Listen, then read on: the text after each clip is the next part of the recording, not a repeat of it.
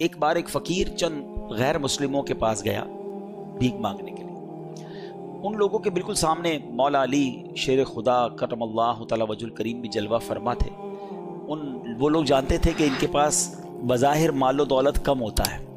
یہ بھی خاندان مصطفیٰ کا کمال ہے کہ یہ وہ لوگ تھے جو نبی پاک کے خاندان کے لوگ تھے، مگر فقر اختیاری اختیار کیا تھا. یہ چاہتے تو نبی پاک سے عرض کرتے، خود پیارے آقا کا فرمان ہے جس کا مضمون ہے کہ میں چاہوں تو یہ پہاڑ میرے ساتھ سونے کے بن کر چلنا شروع ہو جائیں. نبی پاک کے پاس تو خزانوں کی کمی نہیں تھی. آپ بھی فقر اختیاری یعنی غربت اختیار کرتے تھے، ڈیلیبریٹلی اپنے پاس مال نہیں رکھتے تھے. اور یہی انداز میرے آقا کے گھرانے کا بھی تھا. ان کفار نے، ان غیر مسلموں نے مذاق اڑانے کے لیے بھکاری سے کہا کہ جاؤ ان سے مانگ لو. مولا علی کی طرف اشارہ کیا تو وہ بھکاری آپ کے پاس آ گیا. اچھا وہ سامنے بیٹھے تھے تو مولا علی شیر خدا سے کہا آپ بھی مجھے اللہ کے نام پہ کچھ دیں. تو بظاہر اپیرنٹلی کوئی کیش نہیں تھا آپ کے پاس، کوئی چیز نہیں تھی دینے کے لیے. تو آپ نے کیا کیا کہ اس کی ہتھیلی پر 10 بار درود پاک پڑھ کر دم کر دیا اور فرمایا ہاتھ بند کر لو، مٹھی بند کر لو اور جاؤ وہ جو سامنے جنہوں نے بھیجا نا ہمارے پاس ان کے پاس جا کے کھول دینا.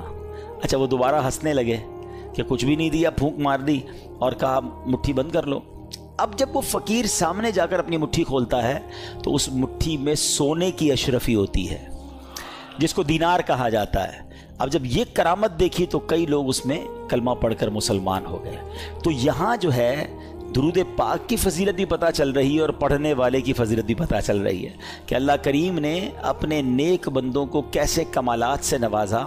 اور درود پاک جو ہے یہ ہماری زندگی میں شامل رہنا چاہیے، زیادہ سے زیادہ پڑھتے رہا کریں. اللہ مجھے اور آپ کو کثرت کے ساتھ درود پاک پڑھنے کی توفیق عطا فرمائے. محبت کے ساتھ بآواز بلند درود پاک پڑھ لیں. صلو علی الحبیب صلی اللہ تعالی علی محمد صلی اللہ علیہ وسلم. پیارے پیارے اسلامی بھائیوں، سب سے پہلے میں آپ کو یہ بتاؤں کہ 10 محرم کا دن، اگر میں یہ کہوں تو غلط نہیں ہوگا، the most important day in the history of universe, in the history of Islam. یعنی اسلام کی بھی اور اس کائنات کی بھی ہسٹری کا اگر موسٹ امپورٹنٹ ڈے اگر کوئی ہے وہ 10 محرم کا دن ہے. یعنی عاشورے کے دن اتنے واقعات ہوئے ہیں.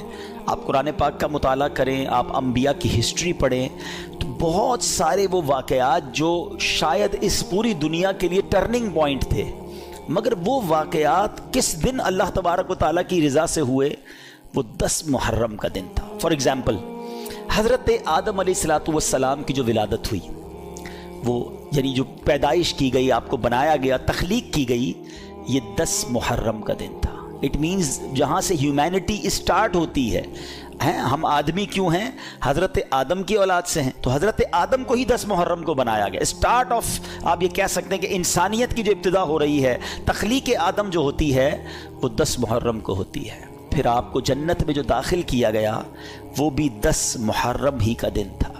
حضرت آدم علیہ السلام کی جو توبہ قبول ہوئی وہ بھی 10 محرم ہی کا دن تھا. یعنی حضرت آدم علیہ السلام کی زندگی کے اہم ترین جو وقت تھا، جو بھی ایونٹ آیا وہ 10 محرم کا دن تھا. اچھا اب آتے ہیں کہ حضرت ابراہیم خلیل اللہ علیہ نبینا علیہ السلام کی پیدائش، آپ خلیل اللہ ہیں. اور یہ بھی آپ کو پتہ ہونا چاہیے کہ نبی پاک علیہ السلام کے بعد انبیاء میں سب سے زیادہ بڑا مرتبہ اگر کسی کا ہے تو وہ حضرت ابراہیم علیہ السلام کا ہے. سارے دینوں میں یہ ایک بات بڑی سگنیفیکنٹ ہے کہ 4 جو بڑے آسمانی کتابیں تھیں اور آج بھی جو آسمانی دین کہلاتے ہیں، اس میں سب میں حضرت ابراہیم کی بڑی جو ہے نا یوں سمجھے کہ عزت ہے، احترام ہے اور ان کا مقام ہے. بہت کمال کی ہستی ہیں. کبھی انشاءاللہ موقع ملا تو حضرت ابراہیم کی ہسٹری پر بہت کچھ ہے ان کی ہسٹری میں. مگر ان کی ہسٹری میں بھی ان کی لائف کا بھی جو ٹرننگ پوائنٹ تھا کہ جب آپ کو نمرود کی آگ سے بچایا گیا، آپ کو آگ میں جو ڈالا گیا تھا اور وہ آگ میں سے جو آپ نجات ملی آپ کو، وہ بھی 10 محرم ہی کا دن تھا. آپ سمجھ رہے ہیں بات کو؟ اچھا اب آگے چلتے ہیں. حضرت موسیٰ علیہ السلام، سبحان اللہ، قرآن میں سب سے زیادہ جس نبی کا ذکر ہے وہ حضرت मूसा अलैहिस्सलाम है। आपकी ज़िंदगी में भी बड़े पेचो खम हैं और one of the historical history अगर पढ़ें हज़रत मूसा अलैहिस्सलाम की सीरत को, अकल हैरान हो जाती है। और कितनी जगह कुरान ने हज़रत मूसा के वाक़यात को बयान किया, बनी इसराइल के वाक़यात को बयान किया। मगर सबसे अहम वाक़या अगर कहा जाए कि जब फ़िरौन से आपको नजात मिली, जो दरियाए नील में फ़िरौन को गर्क किया गया और बनी इसराइल को नजात मिली, ये आपकी ज़िंदगी का अहम तरीन पॉइंट था, डे था। ये दिन भी 10 मुहर्रम का दिन था। आप अंडरस्टैंड कीजिए कि हिस्ट्री में जब भी कोई बड़ा इवेंट हुआ और मुसलमानों के लिए कोई बड़ी अहम बात हुई तो अल्लाह ने गोया 10 मुहर्रम के दिन को मुंतखब फरमाया, उसकी मशीयत है। और आगे चलते हैं। हज़रत ईसा अलैहिस्सलाम सुभान अल्लाह रूहुल्लाह कहलाते हैं आपकी पैदाइश ये भी 10 मुहर्रम को होती है। अच्छा, फिर इनकी ज़िंदगी का एक वो पॉइंट है जो आज तक बहुत सारे मज़ाहिब में डिस्प्यूट है। हम मुसलमानों का अकीदा ये है कि आपको आसमानों पे उठा लिया गया है, आप आज भी जिंदा हैं। वो वाला जिंदा है, ऐसे तो हर नबी जिंदा है, मगर आपको अभी तक मौत ही नहीं आई है, जिसको हर इंसान को आने का वादा है। तो हज़रत ईसा अलैहिस्सलाम जो हैं, उनको जो आसमानों पर उठाया गया वो दिन भी 10 मुहर्रम का दिन था। अच्छा, फिर इसी तरह हज़रत नूह अलैहिस्सलाम के बारे में भी मालूम होना चाहिए हमें। आपको आदम सानी कहा जाता है। अच्छा, क्यों कहा जाता है? कि हज़रत आदम से तो सारी दुनिया चली, सारी नस्लें बनी, नौ इंसान चली। मगर एक वक्त ऐसा आया कि जब हज़रत नूह अलैहिस्सलाम की कौम पर तूफ़ान आया ना, तो आपको हुक्म दिया गया कि ईमान वालों को कश्ती में बिठा के अब तूफ़ान में अब वो कश्ती चलने लग गई। तो लोग कितने थे उस कश्ती में? 80 लोग थे। यहाँ एक दर्स भी है कि हज़रत नूह अलैहिस्सलाम ने 950 साल अपनी कौम को अल्लाह की तरफ बुलाया। And after struggle of more than 950 years कितने लोग ईमान लाए? ओनली 80 लोग ईमान लाए। इसमें उन लोगों के लिए दर्स है जो कहते हैं यार नेकी का काम करने में दिल नहीं लगता, कामयाबी तो मिलती नहीं, मैं तो कोशिश करता हूं कोई साथ नहीं देता। तो याद रखिए, मेरा और आपका काम कोशिश करना है। कामयाबी देने वाली ज़ात रब्बे कायनात की है। क्वांटिटी देखकर मरऊब ना हो जाया करो। इसमें एक मैसेज ये भी है, यार इतने सारे लोग इसकी बात मानते हैं, कुछ तो होगा, हैं? इतने सारे लोग इसके मुरीद हैं, इतने सारे लोग इसे पहचानते हैं, इतने सारे लोग इसके पीछे भागते हैं, तो कुछ तो होगा। क्वांटिटी, ये माइट इज ऑलवेज राइट का फॉर्मूला ही गलत है। हाँ, जो अल्लाह रसूल से सच्ची मोहब्बत करे, अल्लाह तबारक व ताला का प्यारा हो, वो राइट है, चाहे थोड़े ही क्यों ना हो। अब अल्लाह पाक ने क्या किया? 80 लोग थे। ये 80 लोग जब कश्ती में घूम रहे थे, तकरीबन 6 महीने तक ये कश्ती घूमती रही। अब इस पूरी हिस्ट्री का जो टर्निंग पॉइंट था ना, जब कश्ती ने किनारा पकड़ा कोहे जूदी का, है, और वो जो दिन था वो दिन भी आशूरे का दिन था, वो दिन भी 10 मुहर्रम था। और फ्रॉम दैट डे दुनिया दोबारा रिवाइव हुई। उन 80 लोगों से फिर ये दुनिया चलना शुरू हुई। और इसीलिए हज़रत नूह अलैहिस्सलाम को आदम सानी कहा जाता है कि दुनिया गोया दोबारा रीस्टार्ट आपके बाद होती है। और जितने अंबिया हज़रत नूह अलैहिस्सलाम के बाद आए वो सब आप ही की औलाद से थे, इसलिए आपको अबुल अंबिया भी कहा जाता है। तो try to understand the importance of the day of the 10th of Muharram. ये आशूरा का दिन हज़रत इमाम हुसैन के वाक़े से पहले भी एक हिस्टोरिकल डे था और कमाल के वाक़यात उस दिनों में हुए। हज़रत यूनुस अलैहिस्सलाम हैं, उनकी ज़िंदगी का टर्निंग पॉइंट क्या था? जब वो मछली के पेट में चले गए। अब वो ऐसा अंधेरा था, मछली के पेट से कौन जिंदा आता है? मगर आप वो दुआ करते रहे जिसको आज हम आयत करीमा कहते हैं, ला इलाहा इल्ला अंता सुब्हानका इन्नी कुन्तु मिनज़-ज़ालिमीन। ये वो वजीफा है। उलमा कहते हैं आज भी अगर कोई मुश्किलों के अंधेरों में फंस जाए, वो ये वजीफा करे, अल्लाह उसे उजाला अता फरमा देगा। अब मछली के पेट से किस दिन निकले? वो दिन भी 10 मुहर्रम का दिन था। सुभान अल्लाह। और आगे चलते हैं। हज़रत याकूब अलैहिस्सलाम की बीनाई, आपकी बीनाई ज़ोफ़ हो गया था, बहुत कमज़ोर हो गई थी, आई साइट, बड़ा तवील वाक़या है। वो जो बीनाई का ज़ोफ़ कम्प्लीटली दूर हुआ, वो भी आशूरे का दिन था। हज़रत यूसुफ अलैहिस्सलाम की हिस्ट्री, ये तो वो वाक़या है जिसको अहसनुल कसस कहा गया। कुरान में हज़रत यूसुफ के वाक़े को बेहतरीन किस्सा करार दिया गया। नहीं पढ़ा, ज़रूर तफसीर कुरान में पढ़ें। अच्छा, उस वाक़े का भी टर्निंग पॉइंट क्या था? जब आपके भाइयों ने आपको कुएं में डाल दिया था। लाइफ तो ऑलमोस्ट खत्म हो गई ना, आप कुएं से, तो छोटा बच्चा है वो कैसे बाहर आएगा? मगर वो एक अजब दास्तान है कि आपको कुएं से रिहाई मिली। वो जो कुएं से निकाला गया था, वो दिन भी 10 मुहर्रम का दिन था। अल्लाह अकबर। अच्छा, सुभान अल्लाह। अब इस दिन हजरत अय्यूब अलैहिस्सलाम, सब्र अय्यूब बड़ा मशहूर है, आपकी तकलीफ जो दूर की गई, जिस दिन सब्र अय्यूब का इम्तिहान ख़त्म हुआ और आपसे बीमारी ख़त्म हुई, वो दिन भी 10 मुहर्रम का था। और अल्लाह करीम ने इस दिन बहुत सारी इन्वेंशंस भी की हैं। हम कहते हैं ना फलां तारीख को फलां चीज़ बनाई गई, फलां तारीख को फलां चीज़ बनी, डेट्स याद होती हैं। आओ मैं बताता हूँ कि इस दिन सुभान अल्लाह मेरे रब अज़्ज़ वजल ने अर्श, कुर्सी, आसमान, ज़मीन, सूरज, चांद, सितारे और जन्नत, ये सब बनाए वो दिन भी आशूरे का ही दिन था। और एक और बात बताऊं, बारिश जो है ये ज़िंदगी का, यानी हमारी हयात का जो ताल्लुक़ है ना, ये बारिश से है। अगर बारिश दुनिया में ख़त्म हो जाए, लोगों को शायद इम्पोर्टेंस नहीं पता बारिश की, ये बारिश ही ज़िंदगी का सबब है। जी हाँ, इसकी पूरी एक रिसर्च है। खैर आज बयान का मौजू कुछ और, एक हल्का सा टच दे देता हूँ। पानी, the source of water for the universe, हमारी ज़िंदगी में, हमारी पूरी कायनात में जो रास्ता है ना पानी आने का, वो सिर्फ बारिश है। वरना 67% तो खारा पानी है। बाकी दुनिया को पानी कैसे मिलता? 8 अरब इंसान तकरीबन, ठीक है जनाब, मल्टीप्लाई बाय 10, 80 अरब इस वक्त जानवर हैं, मल्टीप्लाई बाय 10। ये अलग तहकीक है कि हर जो ज़मीनी जानवर हैं वो 10 टाइम्स होते हैं और उससे 10 टाइम्स जो है वो परिंदे होते हैं। तो 800 अरब परिंदे दुनिया में हैं। इन सबको पानी चाहिए, तमाम पौधों को पानी चाहिए, हम सबको पानी चाहिए। हमें रोज़ पानी मिलता है, जितना चाहिए उतना मिलता है और विदाउट कॉस्ट मिलता है। ये तो हमारी मर्जी है, मिनरल वाटर पीते हैं, वरना आज भी 8 अरब लोगों के लिए अल्लाह ने फ्री ऑफ कॉस्ट पानी पूरी दुनिया में अवेलेबल रखा है। ठीक है, ये पानी किधर से आता है? कितना करोड़ों खरबों गैलन रोज का यूजेज है। अब जरा इसकी थोड़ी सी, ये जो पानी पीते हैं ना, जब जी चाहता है पानी पी लेते हैं, ये पानी पियो तो कभी सोचा करो ये पहुंचाने का निज़ाम कैसा शानदार है। साइंस कहती है समुद्र से एवोपरेट होता है पानी, बादलों में जाता है। ठीक है, आज तक करोड़ों अरबों गैलन ऊपर जाता है, कभी हमने पाइपलाइन नहीं देखी। ये अल्लाह करीम ने कैसी पाइपलाइन बनाई है जो नज़र नहीं आती और ये पानी ऊपर चला जाता है। चले भाई, ओवरहेड टैंक में चला गया। तकरीबन जितने बैठे हैं सारे फ्रीक्वेंट फ्लायर हैं, कई बार जहाज़ में बैठे बादलों से गुजरे, कहीं कोई टैंक नज़र नहीं आया। किधर है वो टैंक जो बादलों में है? नज़र नहीं आता, मगर वो सिक्योर है बादलों में। जब रब चाहता है बारिश बरसती है।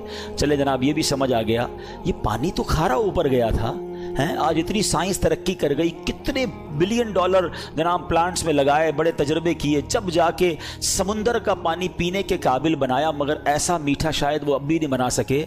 मगर ये सारा समुंदर का पानी ऊपर जाता है, जब नीचे बरसता है तो कैसा मीठा और लजीज होता है।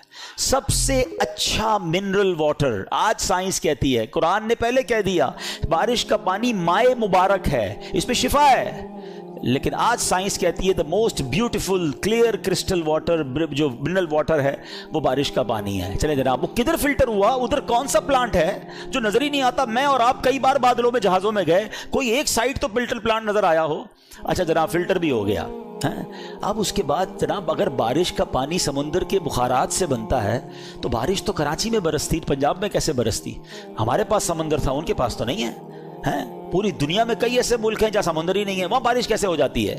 अल्लाह अकबर। रब ने इन बादलों की ट्रांसपोर्टेशन का इंतजाम किया, हवा का निज़ाम बनाया, ये बादल को लेकर चलती है और हर उस जगह पर जाकर पानी पहुंचता है जहां इंसान को ज़रूरत है। अच्छा, बारिश बरसी, किसी ने कटोरा भरा, किसी ने जनाब टैंक भर लिया, बारिश ख़त्म हुई, फिर पानी ख़त्म हो जाता, दोबारा कैसे मिलता? तो सुभान अल्लाह, हम फ्रिज बनाते हैं ठंडा पानी करने के लिए। अल्लाह ने नॉर्दर्न एरियाज़ में ऐसे फ्रिज बना दिए कि जहाँ ये बारिश का पानी कोल्ड स्टोरेज में स्टोर हो जाता है। साइंस बताती है कि अब भी ऐसे कई ग्लेशियर हैं जो 100 साल से ज़्यादा वक्त हो गया पिघले ही नहीं है, वो स्टोर मौजूद है। जब गर्मियों में खपत बढ़ती है, अब पानी पिघलना शुरू होता है, नहरों में आता है, पूरी दुनिया में जहाँ ज़रूरत होती है उन इलाकों में पानी पहुँचता है। लोग कहते हैं अंडरग्राउंड टैंक होने चाहिए। अल्लाह ने ज़मीन को कैसी सलाहियत दी है, जितना पानी हमने पीना है हमने पिया, ज़मीन को ज़रूरत थी ज़मीन ने पिया, एक्स्ट्रा पानी ज़मीन के अंदर स्टोरेज हो गया। जब हमें ज़रूरत पड़ी हम बोरिंग करते हैं, अंदर से फिर साफ़ पानी निकल आता है। ये निज़ाम अगर आप समझ लेना पूरा, तो हर घूंट पे कहने को जी चाहेगा फ़बी अय्यि आलाइ रब्बिकुमा तुकज़्ज़िबान है। अब बताओ, और आपको पता है ये बारिश जब इतनी अहम है ना, तो ज़मीन पर सबसे पहली बारिश जब बरसी थी ना, वो दिन भी 10 मुहर्रम का दिन था। तो ये है 10 मुहर्रम का दिन یہ دن گھومنے پھرنے کا دن نہیں ہے، لوگ پکنک منانے جاتے ہیں، چھٹیاں مل گئی اب جناب گھومنے پھرنے جا رہے ہیں۔ یہ بڑا ہسٹوریکل ڈے ہے، یہ عبادت کا دن ہے، اللہ کو یاد کرنے کا دن ہے۔ اچھا پھر ایک اہم ترین واقعہ ہونا ہے، اور وہ بھی کتابوں میں ملتا ہے کہ جب قیامت آئے گی تو وہ دن بھی 10 محرم ہی کا دن ہوگا۔ تو ٹرائی ٹو انڈرسٹینڈ، 10 محرم کے دن تمام جانور خوف زدہ ہوتے ہیں، آپ کو پتہ ہے؟ ہمیں نہیں پتا ہوتا، انسان تو گھوم پھر رہا ہوتا ہے کہ ان کو یہ خوف ہوتا ہے کہ کہیں قیامت نہ آ جائے، لیکن ہمیں یہ احساس ہونا چاہیے۔ اور پھر اسی دن وہ واقعہ ہوا کہ 1400 سال کے قریب وقت گزر گیا ہے کہ امام علی مقام، امام عرش مقام، امام تشنا کام، امام حسین رضی اللہ تعالیٰ عنہ اور ان کے رفقا کو کس بے دردی سے اس کربلا کے میدان میں پیاسا شہید کیا گیا۔ اچھا کمال کی بات دیکھیں، محبت دیکھیں، اللہ کریم نے، ہم اللہ کا شکر بھی ادا کرتے ہیں کہ ہمیں اہل بیت سے، نبی پاک کے خاندان سے کیسی محبت دی ہے۔ ہم میں سے کئیوں کے والدین کا انتقال ہو گیا ہے، ماں سے بڑھ کر تو کوئی نہیں نا، والد سے بڑھ کر تو کوئی نہیں، لیکن جیسی تکلیف ان کے انتقال کے وقت ہوئی تھی 2-3 سال 4 سال میکسیمم 5-7 سال کے بعد وہ تکلیف نہیں ہوتی ہے، وہ تکلیف نہیں ستاتی، مگر 1400 سال ہو گئے ہیں۔ جب بھی کربلا کا واقعہ سنتے ہیں، جب بھی امام حسین اور ان کے خاندان کی مظلومیت سنتے ہیں تو آنکھوں میں آنسو آ جاتے ہیں، دل تڑپنے لگ جاتا ہے کہ یہ کیا کیا تھا ان لوگوں نے۔ ہیں شاعر لکھتے ہیں نا، جن کو دھوکے سے کوفے بلایا گیا، جن کے بچوں کو پیاسا رلایا گیا، جن کی گردن پہ خنجر چلایا گیا، اس حسین ابن حیدر پہ لاکھوں سلام۔ یہ ایسا عجیب واقعہ ہوا ہے کہ آج بھی جب سنتے ہیں، پڑھتے ہیں تو عقل حیران ہو جاتی ہے۔ اور یہ ہستی کون تھی، ان کا اسٹیٹس کیا تھا، ان کا مرتبہ کیا تھا، جب یہ سنتے ہیں تو اور عقل حیران ہو جاتی ہے کہ اتنے بڑے مرتبے والی شخصیت کے ساتھ ایسا ظلم۔ کیا وہ اندھے ہو گئے تھے؟ کیا انہیں سمجھ نہیں تھی کہ ہم کن پر یہ ظلم کر رہے ہیں؟ امام حسین رضی اللہ تعالیٰ عنہ کے مرتبے کو سمجھنے کے لیے میں آپ کو ایک واقعہ سناتا ہوں۔ ایک بار نبی پاک علیہ الصلوۃ والسلام کی گود میں پیارے آقا کے اپنے صاحبزادے حضرت ابراہیم رضی اللہ تعالیٰ عنہ ہے اور امام حسین رضی اللہ تعالیٰ عنہ ہے۔ جبریل امین آئے اور عرض کرتے ہیں حضور اللہ تعالیٰ ان دونوں کو آپ کے پاس جمع نہیں فرمائے گا، ایک ان دونوں میں سے یعنی دنیا سے چلے جائیں گے، اب آپ ڈیسائیڈ کریں۔ یہ اختیار دیا گیا کہ آپ کے اپنے بیٹے یا آپ کے نواسے کس کو رکھنا چاہیں گے؟ نبی پاک نے گویا امام حسین کو سلیکٹ کیا۔ کچھ ہی دنوں کے بعد پیارے آقا کے صاحبزادے حضرت ابراہیم کا وصال ہو گیا، اور نبی پاک امام حسین کو کہا کرتے تھے یہ وہ میرا بیٹا ہے جس کے لیے میں نے اپنے بیٹے کو قربان کیا ہے۔ لیول آف لو سوچیں کتنا تھا، افیکشن کیسی تھی کہ اپنا بیٹا قربان کر دیا امام حسین رضی اللہ تعالیٰ عنہ پر۔ میرے آقا فرمایا کرتے حسین مجھ سے ہے اور میں حسین سے ہوں۔ کبھی کاندھے پر بٹھانا ہے، کبھی گود میں اٹھانا ہے، کبھی چومنا ہے، کبھی کہتے یہ میرے پھول ہیں، بالکل لٹرلی میرے آقا پھولوں کی طرح انہیں سونگھا کرتے تھے۔ امام حسن اور امام حسین کا مرتبہ وہ ہے، سیدی اعلیٰ حضرت لکھتے ہیں نا، ان دو کا صدقہ جن کو کہا میرے پھول ہیں، کیجئے رضا کو حشر میں خنداں مثال گل۔ حضور ان دو کا صدقہ جن کو آپ نے پھول کہا تھا۔ ایک اور جگہ سیدی اعلیٰ حضرت گویا اس پورے خاندان کو، پنجتن پاک کو ایک باغ کی طرح سمجھاتے ہیں ہمیں۔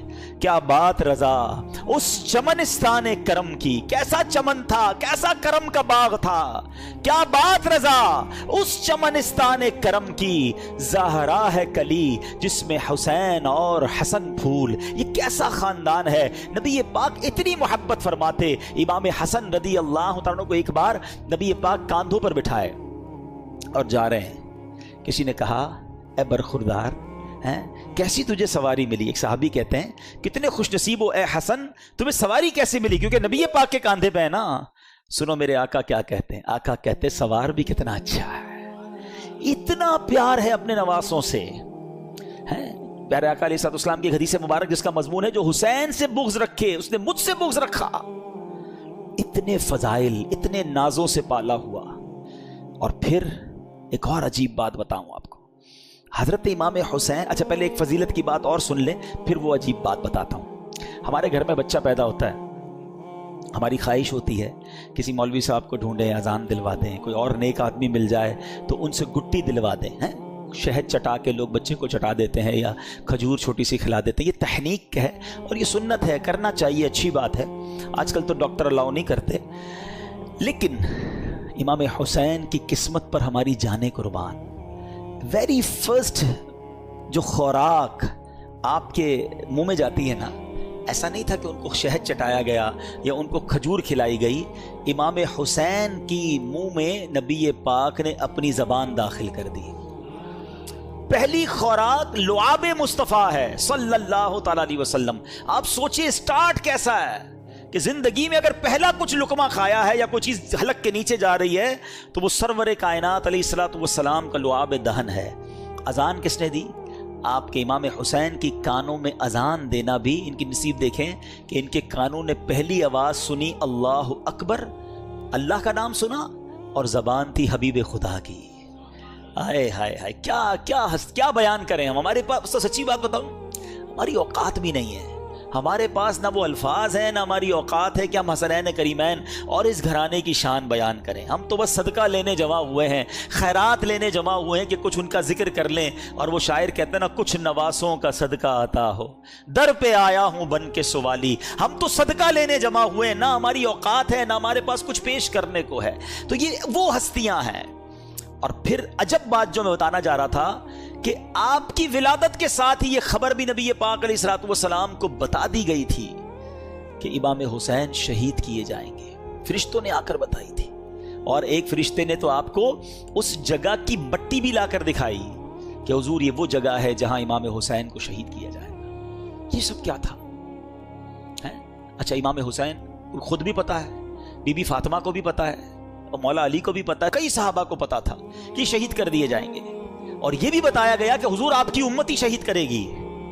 لیکن ایک بڑا جس کو کہنا کہ ریلیونٹ کوسچن پیدا ہوتا ہے کہ پوری لائف میں کہیں پر بی بی فاطمہ نے نبی پاک علیہ الصلوۃ والسلام سے عرض کیا ہو کہ اے بابا جان, آپ حسین سے اتنا پیار کرتے ہیں, میرا بھی لخت جگر ہے, آپ اللہ کی بارگاہ میں دعا کریں یہ جو امتحان آپ نے بتایا آئے گا یہ ٹل جائے, حسین کو شہید نہ کیا جائے, اس کو اتنا ستایا نہ جائے. کبھی مولا علی نے دعا کے لیے نبی پاک سے عرض کیا ہو کہ حضور سارا مدینہ آپ سے دعا کرواتا ہے, اپنی مشکلیں حل کروانے کے لیے آپ اپنے نواسے کے لیے بھی دعا کر دینا. کسی نے دعا نہیں کروائی.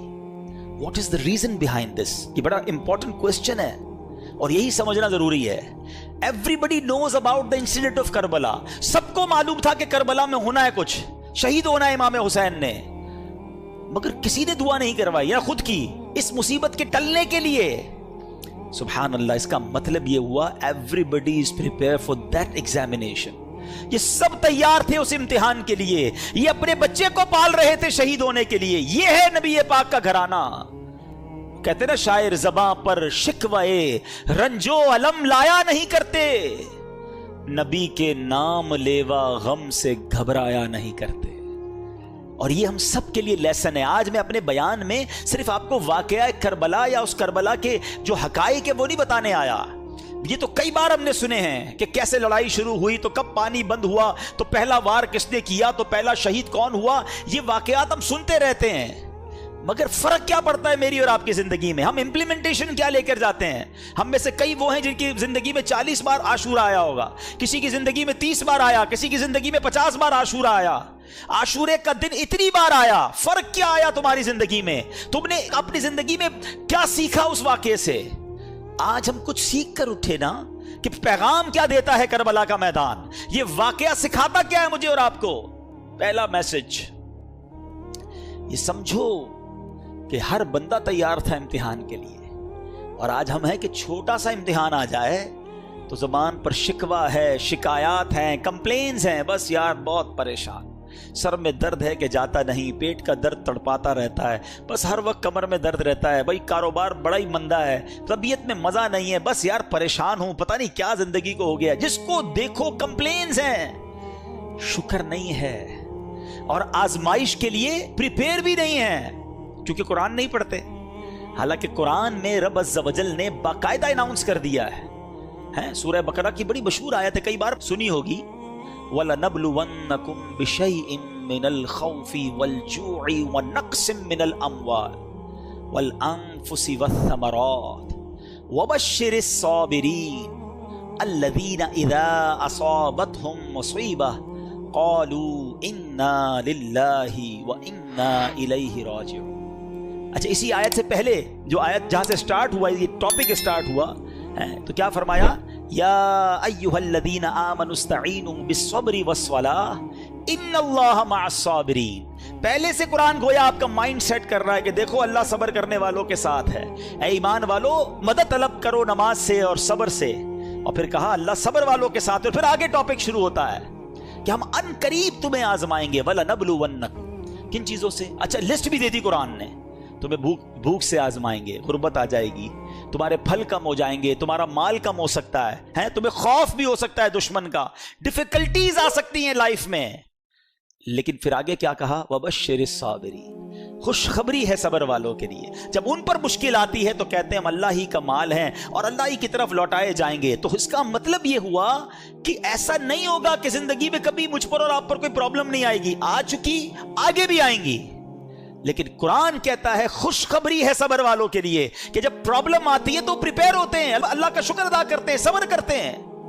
تو کربلا کا میدان، کربلا کا یہ انسیڈنٹ صبر کا درس دیتا ہے. آج سے نیت کریں کہ مشکلوں پر بے صبری نہیں بلکہ صبر کا دامن تھامیں گے، اللہ کی رضا پر راضی رہیں گے. اب آگے چلتے ہیں.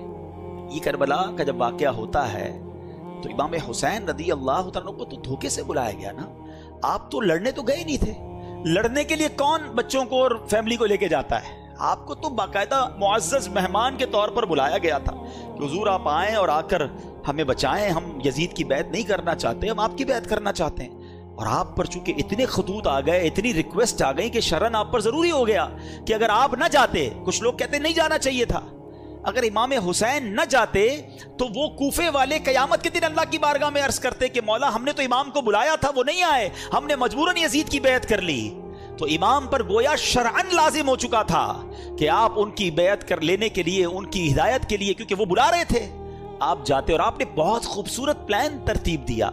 خطوط آ چکے تھے، ایویڈنسز موجود تھے، مگر آپ نے کراس چیک کرنے کے لیے مسلم بن عقیل رضی اللہ عنہ کو بھیجا کہ آپ جائیے، وہاں جا کر پہلے حالات دیکھیے، پھر آپ بتائیں گے تو ہم آ جائیں گے. حضرت مسلم بن عقیل پہنچتے ہیں، سب لوگوں نے بڑا ویلکم کیا، ہزاروں لوگوں نے آپ کی بیعت کر لی. اور آپ نے خط لکھ دیا امام حسین کو کہ حضور یہاں تو ایوری تھنگ از اوکے، ہر بندہ آپ کے لیے انتظار میں ہے، آپ آئیے. انفارچونیٹلی دیکھیں کہ خط ادھر پہنچتا ہے، امام حسین ادھر روانہ ہوتے ہیں اور ادھر کوفے والوں نے غداری کی اور وہاں حضرت مسلم بن عقیل سے دھوکہ کیا. آپ کو شہید بھی کر دیا گیا، حضرت مسلم بن عقیل کے بچوں کو بھی شہید کیا گیا. اور حضرت مسلم بن عقیل رضی اللہ عنہ آخری وقت تک کہتے رہے کہ کاش میں وہ خط نہ لکھتا. آج کل کا دور تو تھا نہیں کہ کال کر دی جاتی، کوئی ذرا واٹس ایپ کر دیا جاتا. ایک خط پہنچ چکا تھا امام حسین کے پاس کہ جناب ایوری تھنگ از اوکے، آپ ٹریول کر چکے، اور ادھر حضرت مسلم بن عقیل کو شہید کر دیا گیا. اب آپ جب کربلا کے قریب پہنچتے ہیں اور آپ کو ریزسٹ کیا جاتا ہے، آپ کو انٹرسیپٹ کیا جاتا ہے جو یزیدی لشکر تھا. اب یہ لشکر 22,000 کا لشکر ہے.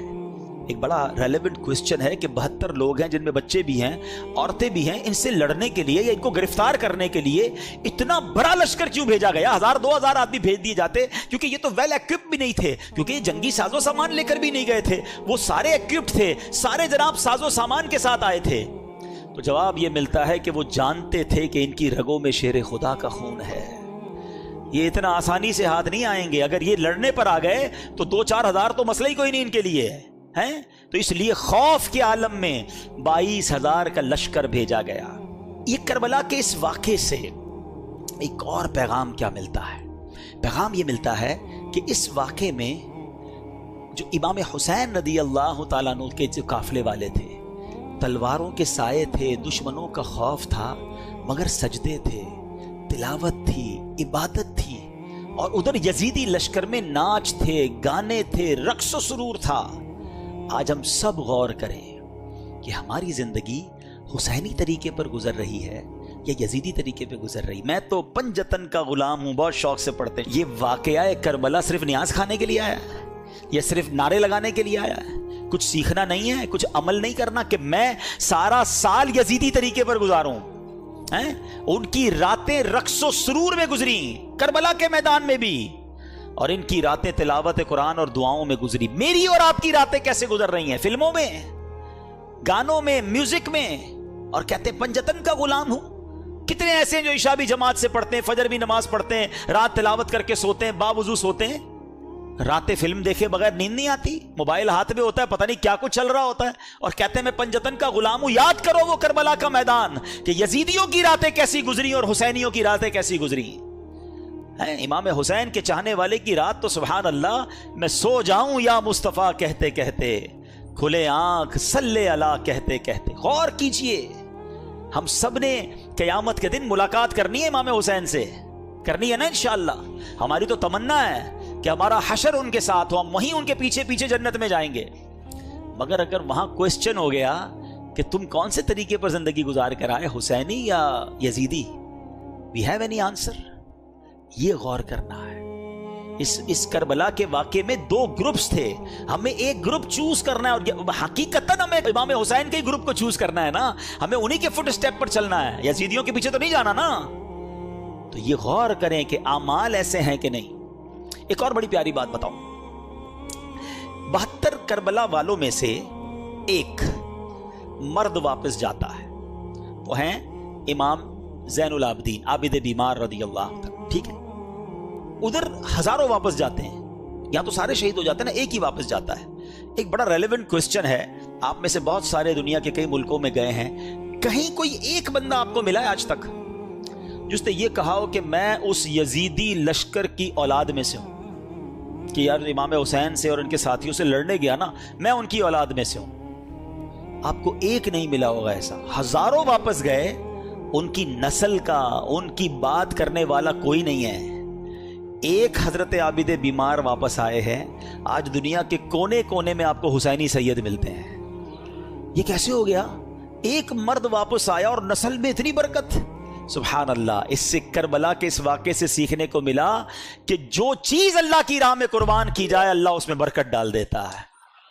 ہاں، وہ بڑی پیاری بات، بڑا خوبصورت جملہ پڑھا، کربلا کی کہانی بس اتنی سی ہے، یزید تھا حسین ہے، بس وہ ختم.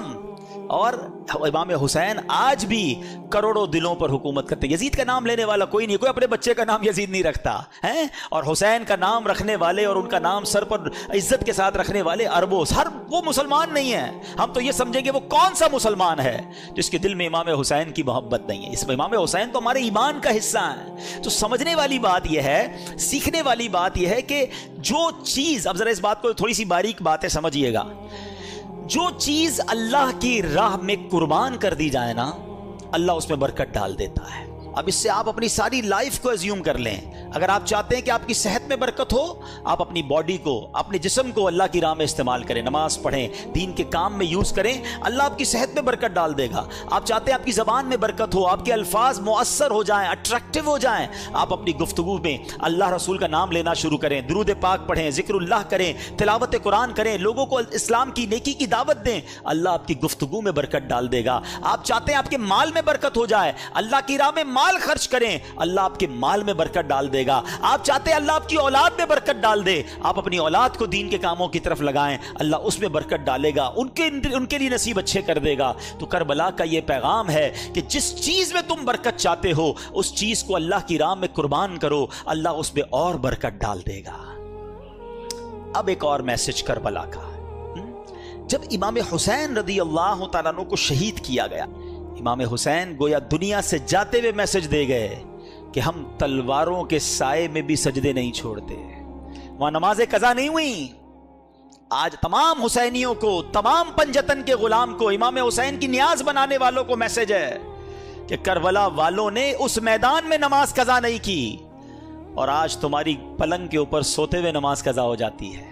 آج تھوڑی سی طبیعت خراب ہے یار، موڈ اچھا نہیں ہے، بس کل پڑھ لوں گا، بس اگلے جمعے سے نہیں چھوڑوں گا، ہماری نماز قضا ہوتی ہے. بتاؤ کیا جواب دو گے قیامت کے دن اگر امام حسین سے ملاقات ہو گئی اور انہوں نے پوچھ لیا کہ ہم نے تو کربلا کے میدان میں بھی نماز قضا نہیں کی اور تم اپنے گھر پہ نماز قضا کرتے تھے اور کہتے تھے میں پنجتن کا غلام ہوں؟ ہوگا کوئی جواب ہمارے پاس؟ آؤ آج کی مبارک رات یہ پکی سچی نیت کر کے جانا ہے کہ ایٹ اینی کاسٹ کچھ بھی ہو جائے، آج کے بعد ہماری نماز قضا نہیں ہوگی. अच्छा, जब सरे अनवर को नेज़े पर उठा लिया गया ना, उन यजीदियों ने आपके मुबारक सर को नेज़े पे उठाया, तो उस वक्त उस सर से भी तिलावत कुरान की आवाज आ रही है। ये इमाम हुसैन की करामत है। क्या खूबसूरत शायर अमीर अहले सुन्नत के गालिबन शेर आप फरमाते हैं, इबादत हो तो ऐसी हो, तिलावत हो तो ऐसी हो, सरे शब्बीर तो नेज़े पे भी कुरान सुनाता है। ये भी पैगाम था हमारे इमाम का कि कुरान कितना अहम है। मगर अनफॉर्चुनेटली आज हमारी बहुत बड़ी तादाद को सही तलफ्फुज के साथ कुरान पढ़ना भी नहीं आता। अच्छा, आता है तो पढ़ने का टाइम नहीं है। जरा सोचो कितना खौफ का वक्त होगा, कितना अफरा तफरी का आलम होगा। लाशें पड़ी हुई हैं मगर मेरे इमाम तिलावत कर रहे हैं, और हम अपने घर में एयर कंडीशन चल रहा होता है फिर भी तिलावत नहीं करते। ये मोबाइल हमसे रोज घंटों ले जाता है, सूरह मुल्क पढ़ने का टाइम नहीं मिलता। हालांकि इसी मोबाइल में कुरान भी डाउनलोड हो सकता है, सूरह यासीन पढ़ने का टाइम नहीं मिलता। कई ऐसे हाफिज कुरान होते हैं जो दोहराते नहीं अपने कुरान को। अल्लाह ने इतनी बड़ी नेमत दी आपको कि आपके सीने में कुरान महफूज हुआ, गोया जन्नत का आपको रास्ता ठिकाना मिल रहा था, और आपने उसे भुला दिया। आप उसे भी नहीं पढ़ते हैं। ना करें ऐसा। हदीस पाक का मजमून है, वो दिल वीरान है जिसमें कुछ कुरान नहीं है। हम सब के लिए क्वेश्चन है कि मेरे दिल में कितना कुरान है, मैं कितना रोज कुरान पढ़ता हूं। आओ प्लीज, ये पैगाम है करबला का।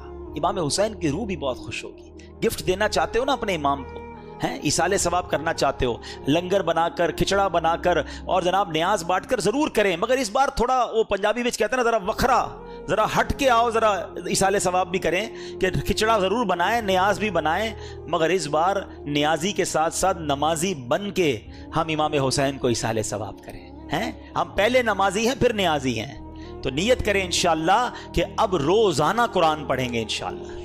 हाँ, ये आशूरे का दिन टर्निंग पॉइंट बने ना मेरी जिंदगी में, तो फायदा हुआ ना कि मैंने करबला के इंसिडेंट से ये सीखा कि वो वहां नहीं छोड़ते थे तिलावत में, यहां छोड़ रहा हूं और फिर कहता हूं पंजतन का गुलाम हूं।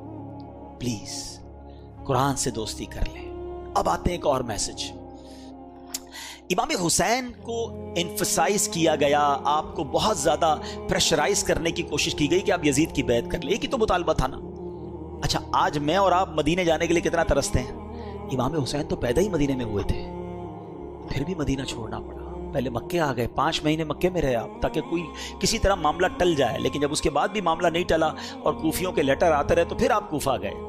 मदीना छोड़ना पड़ा, सब कुछ छोड़ना पड़ा, खानदान छोड़ना पड़ा, फिर शहीद भी हो गए। जब इतना ज्यादा बर्डन होना, यानी किसी के सर पर कोई पिस्तौल रख दे, तो शरीयत बहुत सारी चीजों की इजाजत दे देती है कि जब जान जाने का खौफ हो तो कई ऐसे काम जो हराम होते हैं वो हलाल हो जाते हैं फॉर द टाइम बीइंग। इसकी पूरी तफसील है। यानी अगर कोई किसी के माथे पर पिस्तौल रखकर बाद अल्लाह कहे कुफरिया कलमा कह दो, तो जान चूंकि बड़ी अहमियत है इस्लाम में, तो एक लेवल ईमान का वो है कि बंदा शहीद हो जाए, क्या नहीं कहता, लेकिन इजाजत शरीयत ये देती है कि वो दिल में ईमान रखकर जबान से कोई ऐसा जुमला कह दे जिससे उसकी जान बच जाए। मगर दिल में ईमान होना जरूरी है। यानी मैं समझा रहा, ये चाह रहा हूं कि ऐसी पोजीशन में बहुत सारे कामों की इजाजत मिल जाती है। तो इमाम हुसैन भी कंप्रोमाइज कर लेते, क्यों अब पूरे खानदान को शहीद करवा दिया? ये रेलेवेंट क्वेश्चन बनता है।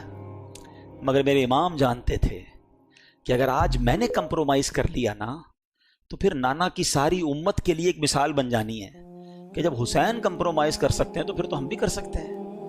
आपने बातिल के आगे सर नहीं झुकाया, सर कटा दिया, नाना के दीन को सर बुलंद कर गए। ये मैसेज है हम सबके लिए, उन तमाम लोगों के लिए जो आज छोटी छोटी बातों पर कंप्रोमाइज कर रहे हैं। अरे जनाब क्या करें, पूरे सभी लोग झूठ बोलते हैं, सच का जमाना नहीं, थोड़ा बहुत झूठ तो हम भी बोल लेते हैं। कंप्रोमाइज किया ना, सारी मार्केट मिलावट करती है जनाब, झूठ बोलकर कारोबार करती है। मैं नहीं करूंगा तो जनाब मेरा माल नहीं बिकेगा, हमारी मार्केट के लिए करना पड़ता है। कर लिया कंप्रोमाइज।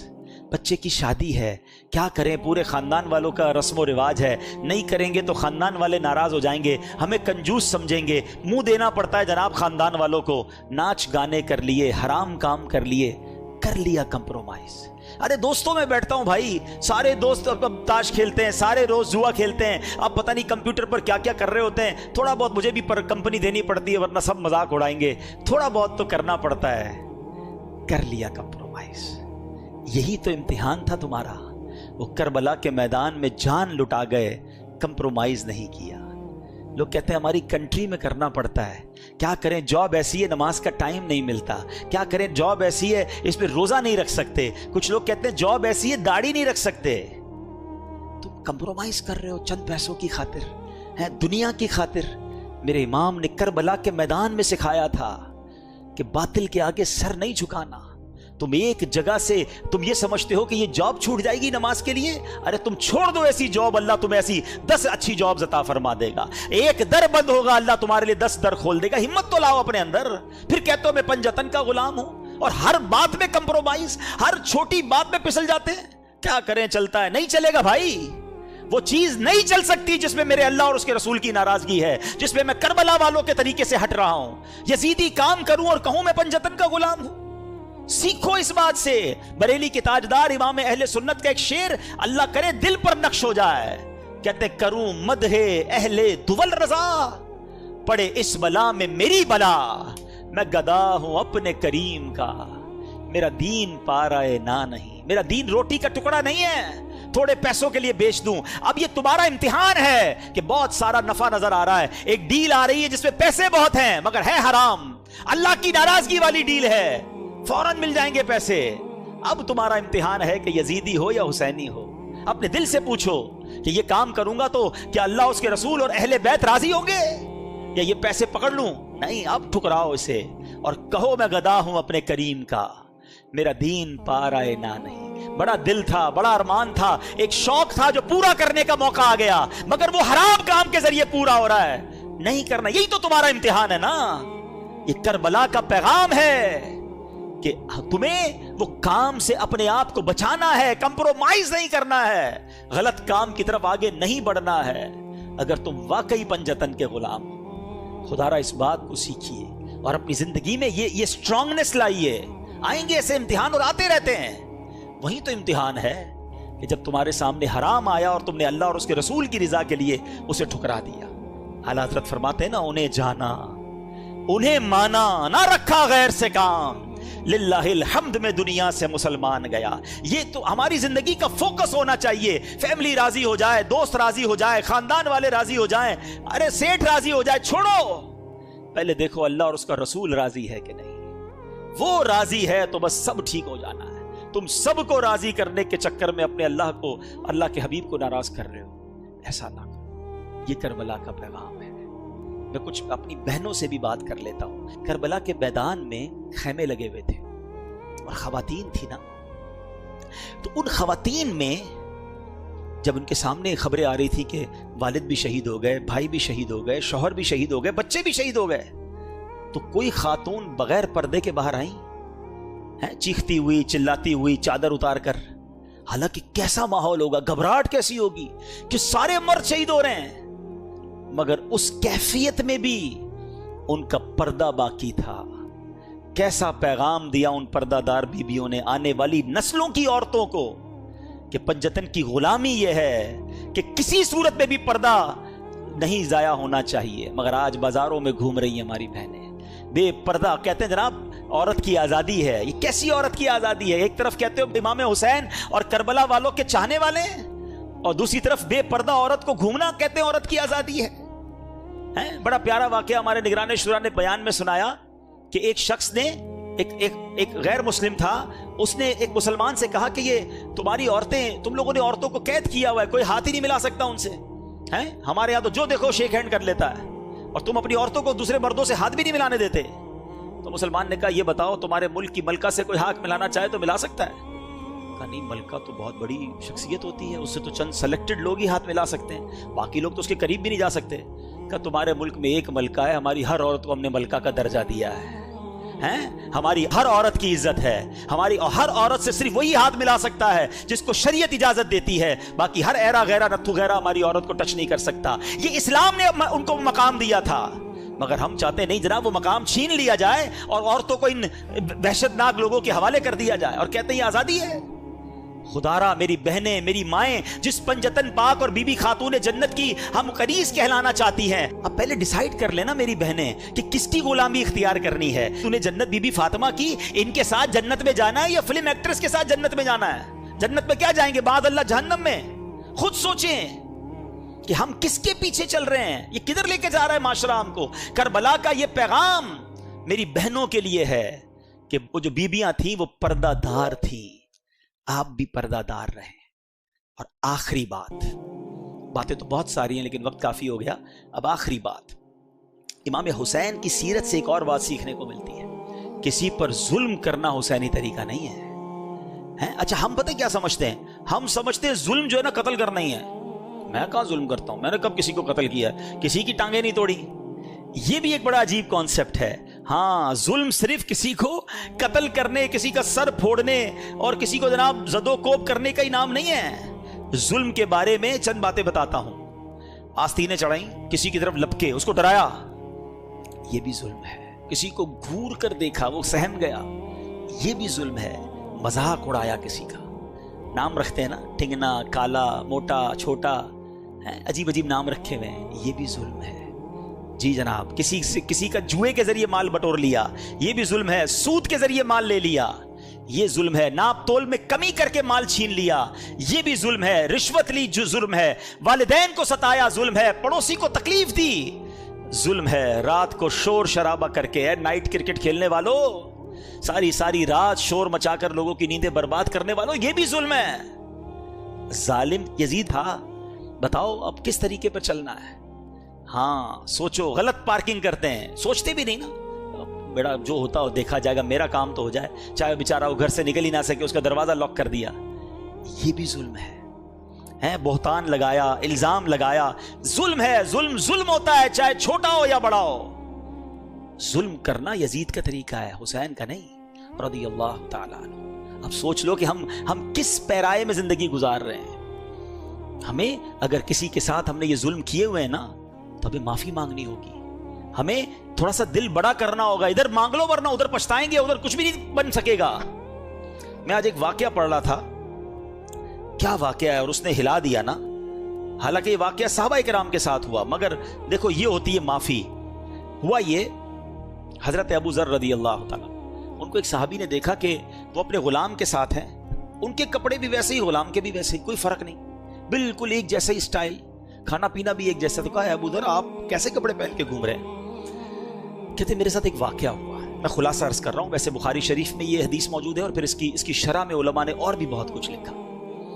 کہتے میرے ساتھ ایک واقعہ یہ ہوا کہ میں نے حضرت بلال رضی اللہ تعالیٰ عنہ کو, کوئی بات چیت ہوئی ہوگی تو کہہ دیا کہ اے کالی ماں کے بیٹے, کیونکہ آپ بلیک تھے, آپ افریقن تھے, غلام تھے, اسی بات پہ انہوں نے کہہ دیا. حضرت بلال کو بہت زیادہ دکھ ہوا, وہ پہنچ گیا نبی پاک علیہ السلام کے پاس, کہا حضور حضرت ابو ذر نے مجھے ایسا کہا ہے. پیارے آقا علیہ السلام نے حضرت ابو ذر سے صرف یہ فرمایا کہ لگتا ہے ابھی تک تمہارے اندر وہ جہالت کے زمانے کی کچھ چیزیں باقی ہیں. خلاصہ عرض کر رہا ہوں, حضرت ابو ذر رونے لگے, اتنا روئے, اتنے پریشان ہوئے کہ باہر گئے اور حضرت بلال سے کہا بلال جب تک تم میرے منہ پر اپنا پیر نہیں رکھو گے میں سمجھوں گا مجھے معافی نہیں ملی ہے. یہ کیسی معافی تھی, یہ کیسی ندامت تھی. اور اس کے بعد نبی پاک علیہ السلام نے کچھ اس طرح فرمایا کہ یہ غلام تمہارے بھائی بہنوں کی طرح, ان کو اپنی طرح ہی رکھو. تو کہتے ہیں اس دن سے اب میں اپنے غلاموں جیسا ہی لباس پہنتا ہوں, ان کے ساتھ ہی کھاتا ہوں, ان جیسی لائف اسٹائل گزارتا ہوں. یہ جگرا تھا نا کہ اگر غلطی ہوئی تو فوراً معافی بھی کیسی مانگی. آج ہمارے دوستوں کو, غریبوں کو جو جی چاہتا ہے کہہ کے گزر جاتے ہیں, ارے یار کوئی بات نہیں, چلتا ہے, اس کا تو ایسا ہی ہے معاملہ ہے, کیا کر لے گا, نوکر ہی ہے نا میرا, غریب ہی ہے بیچارہ, کیا کر لے گا. نہیں میرے میٹھے اسلامی بھائی, وہ بھی دل رکھتا ہے. حضرت بلال چلے گئے تھے نا نبی پاک کے پاس, وہ اللہ کی بارگاہ میں آج بھی ہاتھ اٹھا کے جا سکتا ہے کہ یا اللہ اس نے میرا دل دکھایا ہے. پھر یاد رکھنا تتر بتر ہو جاؤ گے. ہم نے چلتے کاروبار تباہ ہوتے دیکھے ہیں, چلتی صحت ختم ہوتے دیکھی ہے. ویسے میں ایک مشورہ دے دیتا ہوں, اگر آپ کو فیل ہو نا کبھی زندگی میں یار everything is going very well, کاروبار بھی ٹھیک تھا, فیملی بھی ٹھیک تھی, عزت بھی بڑی تھی, اچانک ایک ایک کر کے چیزیں ختم ہو رہی ہیں, گھر والوں میں لڑائیاں ہو رہی ہیں, میری صحت خراب ہو رہی ہے, کاروبار بگڑتا جا رہا ہے, کچھ گڑبڑ ہے, تو چیک کر لینا کبھی کہیں کسی کا دل تو نہیں دکھا دیا, کسی کی ہائے تو نہیں لے لی. ہاں یہ ایک ہائے جو ہے نا یہ عرش تک جاتی ہے. مظلوم ہاتھ اٹھائے تو اللہ کے عرش تک اس کی پکار جاتی ہے, اور پھر مظلوم کے ساتھ رب ہو جاتا ہے. پھر ظالم کو ٹھکانہ نہیں ملتا. ہمیں بعض اوقات تو پتہ بھی نہیں ہوتا ہم ظلم کر رہے ہوتے ہیں. میں نے کہا نا یہ ساری باتیں تو ظلم میں کبھی آپ نے کاؤنٹ ہی نہیں کی ہوں گی. ہم تو ظالم کہتے ہیں اس کو جو پستول اٹھا کے کسی کو قتل کرتا ہے.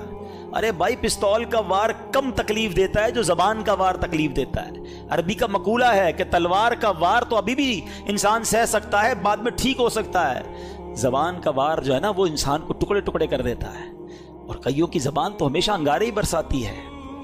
تو اے کربلا والوں سے محبت کرنے والوں, اپنی زبان نرم کرو, اپنی عادتیں نرم کرو. لڑائی جھگڑے اور لوگوں پر ظلم نہیں ہونا چاہیے, اور اگر کہیں ہو گیا ہے نا تو اس واقعے سے سبق حاصل کرو, مانگ لو معافی. بلے تمہارا مرتبہ بڑا ہے, تم سیٹھ ہو وہ نوکر ہے, تم باپ ہو وہ بیٹا ہے, تم چودھری ہو علاقے کے بڑے ہو اور وہ غریب تمہارا پڑوسی رشتہ دار ہے, کوئی بات نہیں, مانگ لو آج معافی.